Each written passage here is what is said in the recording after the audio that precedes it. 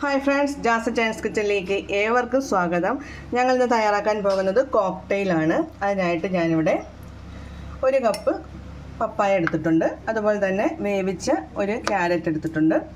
പിന്നെ കശുവണ്ടി, കോൺഫ്ലെക്സ്, പാല്, ഐസ്ക്രീം, അതുപോലെ തന്നെ പഞ്ചസാര. നമുക്കിതെല്ലാം കൂടി മിക്സിയിലൊന്ന് ഇടാം.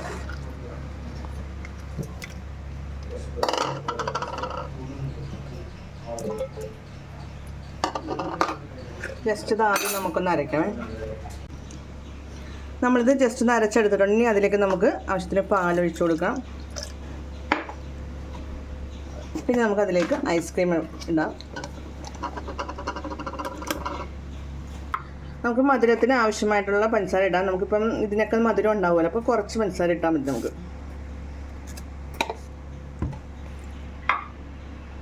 അങ്ങനെ നമ്മുടെ കോക്ടെയിൽ ഇവിടെ തയ്യാറായിട്ടുണ്ട്. നമുക്കത് നമ്മുടെ ഗ്ലാസ്സിലിട്ട് ഒഴിക്കാം. അതിന് മുമ്പായിട്ട് നമുക്ക് ആദ്യം കുറച്ച് കോൺഫ്ലെക്സ് ഇടാം. അതുപോലെ തന്നെ കശുവണ്ടി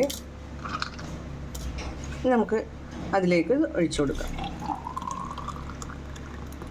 ഐസ് ക്യൂബ് വേണമെങ്കിൽ ഇടാൻ കേട്ടോ. ഇപ്പം നല്ല തണുപ്പുണ്ട്, അപ്പോൾ അതിൻ്റെ ആവശ്യമില്ല.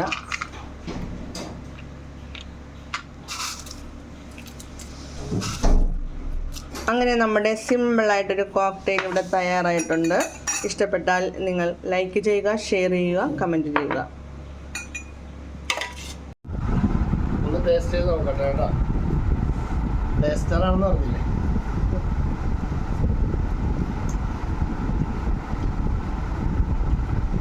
Super super super. എല്ലാവരും ഉണ്ടാക്കി നോക്കണം.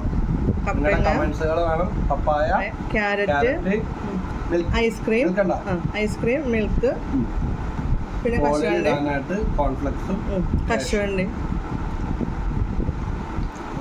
Super super.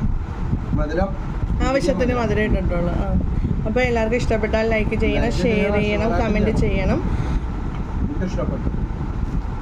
Thank you. Bye bye.